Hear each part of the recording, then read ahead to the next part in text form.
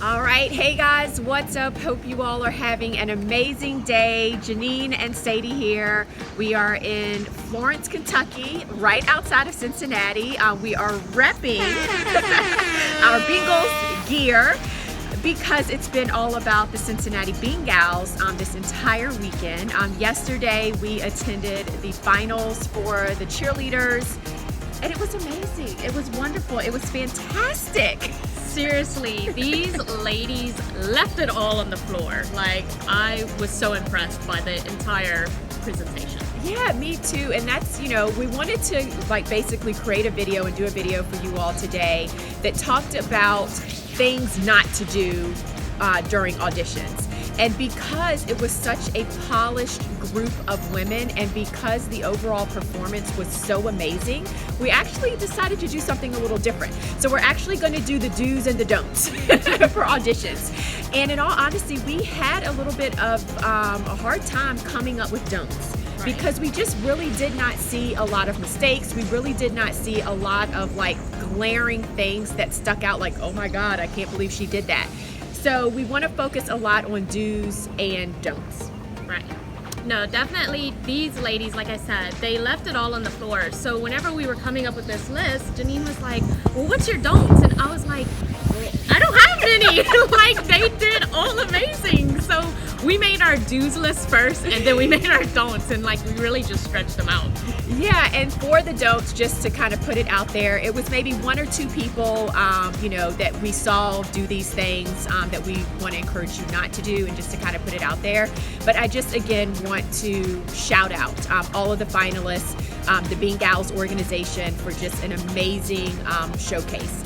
And what about that opening number? Before we even get into the do's and the don'ts, that opening number, seriously, guys, I was like, wait, can I hop in? Can I be a cheerleader? Yes, please, can I dance with you? Because it all looked like, and there was, almost 60 lovelies and dancers and Bengal cheerleaders, and they looked like they were part of the team already. Yep. They could have gone on the field that day and performed that routine, and it was just seriously amazing. Yeah, and it was just a great way to, obviously open up the show. Like Sadie said, I think it ended up being 59 finalists. Yeah. And literally, I feel like for the most part, almost everyone could put on that uniform and be a part of the team. That's how polished everyone was. So anyway, let's go ahead and jump right in. We're gonna obviously discuss the do's and then the don'ts. So the first one, as far as do's, definitely walk in, perform with confidence. And we saw that across the board, especially during the dance portion of the finals. Confidence is key. Yes, definitely. These ladies came out and you couldn't tell that they went through this entire process. And obviously it's nerve-wracking. You're very anxious going into auditions, but they walked in like they owned the place and they were about to kill it. They had their stance, and the Bengal stance is amazing. They wore confidence on their sleeve, and it definitely showed. All right, perfect. Do number two is? Number two is making sure that you rep your team really well. And these ladies did such a great job as far as their attire and everything. So yeah, and that's one thing, and I'm assuming that they got instruction to wear the colors of the team. Yeah. And so everyone came out repping the team, and they all looked uniform, and it looked absolutely amazing. The other thing, I feel like they repped the organization well because of their performance. And literally everyone was on point. There weren't any dancers that you felt bad for or that you were cringing because they made mistakes. Everyone prepared so well, and I think it just spoke volumes for the organization, the coaches, the directors, the time that they put into getting these ladies ready. So congratulations on that. Number three, do know the routine. Yes. So make sure you know the routine, and that's one thing I feel like really helped with this performance as far as a showcase. I felt like everyone was so prepared and that everyone had practiced this routine because there weren't a lot of memory mistakes. Yeah, no, these girls, like I said, they could have gone on the field that day and performed it. They looked like pros already.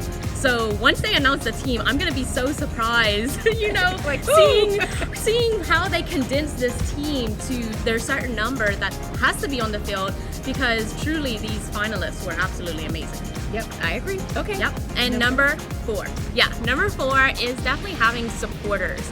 I loved this final showcase just because there was a ton of people. This place was packed with people, with supporters and family and friends, and they had coworkers that came in, and you know, different people, and having that support system is super important. Yeah, for sure, because you could tell who did their due diligence of getting people there to support them. And what I mean by that, for example, Saki had an entire cheering section. They had signs and everything. Winter Noel had a cheering section where people had signs that they were putting up. We actually took a picture with those signs. And the reason this was so helpful for those individuals was because when they came out and performed in their group of 2, you could tell the energy just heightened. And people were yelling and supporting them because they were there for that particular candidate. Whereas some groups, when they came out, it was kind of quiet, like they were performing, but they weren't getting that cheering, you know, from the audience. And I feel like when you have that in the background, it really does help level you up when you're performing. So make sure that you sell tickets. Make sure you get people there to support you, because I think that it really does help. Okay, number 5, know the team. You have to know the expectations and the requirements of the team. And I know that we say this all the time, do your research. And so the example that I wanted to give here, like normally in a situation like this, one of the items that we would talk about in this video is changing up your facials. The need to change up your facials, make your facials appropriate to the move. If it's hip hop, you know, do more of the hardcore hip hop facials. If it's more of a palm routine, have that smile, all of that. But in this case, for this team, they did not necessarily want to see the hip hop facials, okay? Even though some movements in this dance were more hip hop style, they just want to see a smile on your face. Yeah, no, definitely. The Bingals have a little bit more of a girl next door kind of look, so it's better for them to smile. So we're always preaching to our lovelies, you know your team as far as football facts and, you know, the team players and everything. But in this case, they really knew their team as far as facials and going out there and how to perform the Bingals cheerleader style and look. Right. So for sure, in this case, it's okay to have that smile and to keep that smile because they knew that that's what the team wanted. So just make sure that you know your team, all aspects of it, from football facts to what the team, the dance team, expects and wants of you as a dancer and a performer. All right, up next, we're gonna go ahead and jump into our don'ts. So the very first don't is make sure that you don't use a skill that you are not at least 90% confident with, okay? So the way it worked with these auditions was you actually performed the same routine. Everyone did. You went in groups of 2. Everyone performed the same routine. And then at the end, you had an 8 count to recover, and then you had a couple of 8 counts to do your freestyle, and then the other person did their freestyle. And there were some people that attempted back handsprings and different skills and tricks that just did not perform them at 100%, that maybe fell on their head or had broken arms with their back handsprings. And it was very noticeable because all eyes were on you during that freestyle. Yeah, 100%. You have to make sure that whenever you're going into your freestyle, this is your time, right? You want to show your best stuff. So if you're not 100% confident on what it is that you're doing, you want to make sure that you maybe save that for another time. Go ahead and practice that. Come into next year's audition knowing it, but showing them exactly what you know how to do best. That way you can showcase yourself in the best way. Right, and the best way to know whether or not you're ready to actually perform it is if you can repeat that skill 5 times flawlessly, and if at night when you're thinking about auditions the next day, you're not nervous about that skill, okay? Yeah. So if you're feeling nervous, like, oh my God, I hope I hit it, oh my gosh, what if I don't, like, then it's probably better to find another skill to put in that you feel more confident with, just because you don't want that to be the reason that you don't make a team. And freestyle is so important because all eyes are on you, especially in this situation. Right. Now, our don't number 2 is, it's gonna sound crazy, but don't be too rehearsed. And we're not talking about the dance portion. Obviously, you wanna get that fully rehearsed. But don't be too rehearsed whenever it comes to like your intro speech or an interview question. You want it to be very natural, having a conversation with a friend. You don't want it to be super robotic and, you know, everyone knows exactly what you're about to say. That was something that we definitely noticed in the auditions whenever it came to that interview question. Yeah, so with this audition in particular, they did all of the dancing up front, and then everyone had the opportunity to come out. They were asked a question in front of everyone, and they got to respond. Now, most people, I think everyone pretty much knew what question they were going to get asked, and so you could tell that some candidates had practiced their response word for word for word for word, and it came across that way. Now, we want you to practice your response, but when you deliver it and when you're practicing it, you have to practice it in a very natural, flow, conversational way. It can't come across like it is a scripted speech. And in some cases, there were a couple of ladies where it sounded too scripted. So just be really mindful of that. Number 3, you don't want to blend in too much. And so for this one in particular, what we're talking about was attire. So obviously they were instructed to make sure that they wore the Bengals colors, which is great. So you had blacks, you had orange, you had white, but what we saw overwhelmingly was that there was a lot of black. So a lot of black attire, which is great because that is slimming. But that also meant that you didn't stand out as much. So what were some of the outfits that you feel like kind of helped pop and stand out? Yeah, no, definitely. Whenever I would see them all coming out, especially in that first performance, because everyone is out, so, you know, that is the point where I want to see who's going to stand out. And the people in the white uniforms and in the orange uniforms, being that everyone mostly was wearing black with the accents of the orange and white and whatnot, those people that had those full colors of white and orange, they really stuck out to me. And my eye went straight to them, so I was actually watching them perform more than I was than the people with the black. So you just have to always remember, Janine always tells us, never stick out, but stand out. Yep. You always want to stand out. Yeah, and in this case, doing something different with your attire is going to be ideal. And it could be a situation where you still wear the black bottoms because we do feel like those are slimming, but maybe you do a pop of color on the top. And so it's nothing bad because everyone looked fabulous. Like everyone looked amazing. But there were a couple of people when they came out on the stage that definitely stood out just because of their attire. Right. No, definitely. Number 4, our last don't sleep on flexibility. Yes. You definitely cannot sleep on flexibility, which, shameless plug, we do have a flexibility video. Go ahead and check that out. But in the routine that they did, you know, they went into a battement, into a split, and you can tell the ones that really needed to continue working on their flexibility because their kick wasn't as high, and then they had to go into that split, so they almost had to fake it till they make it, which they did. Obviously, they were all amazing, but definitely you want to make sure that you are working on your flexibility daily, stretching, making sure that you're super warm. But yeah, definitely don't sleep on it. Yeah, and in this case, the reason we wanted to bring your attention to this one is because everyone performed in groups of 2. So it's just 2 people that you have to look at. It's not like a whole bunch of people, so you're not going to get lost in a group of people.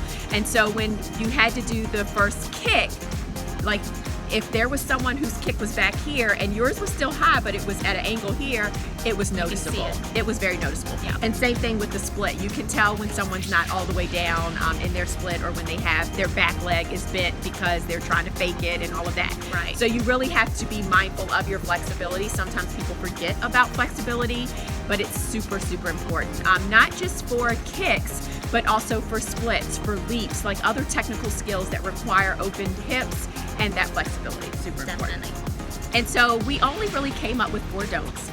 Because again, like we really were impressed overall with all of the finalists, and that's what the finalist group is about, right? It is the best of the best of people that audition. So for those of you all that maybe didn't make it to the finals for your particular team, what advice do you have for them?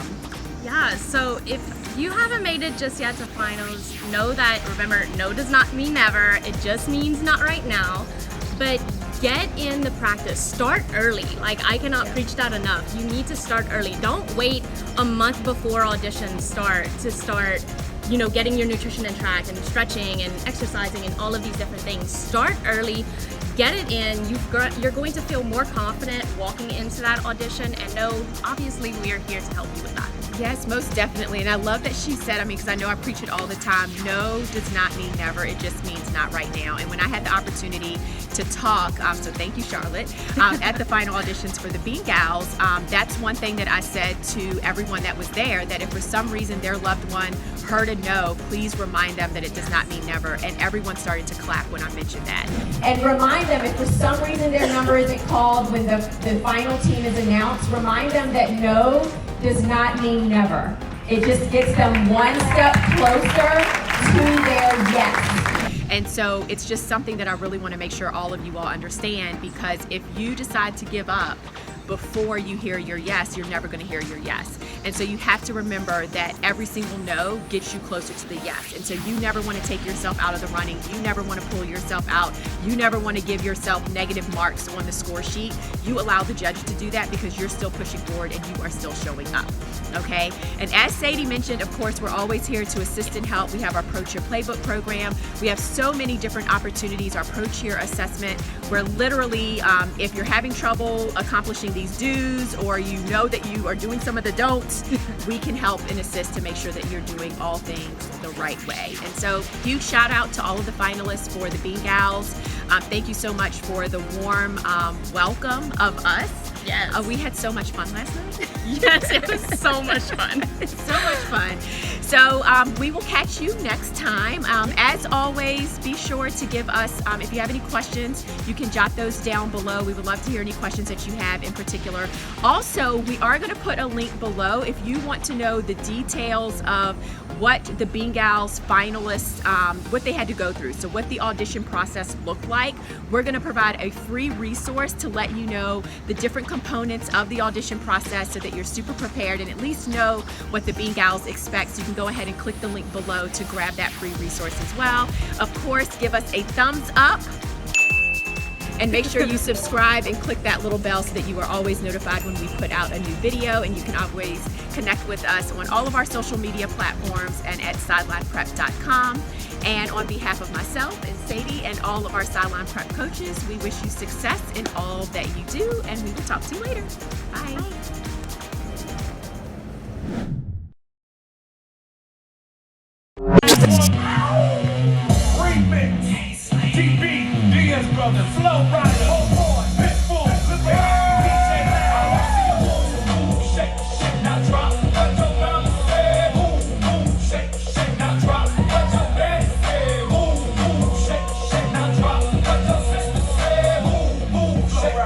DJ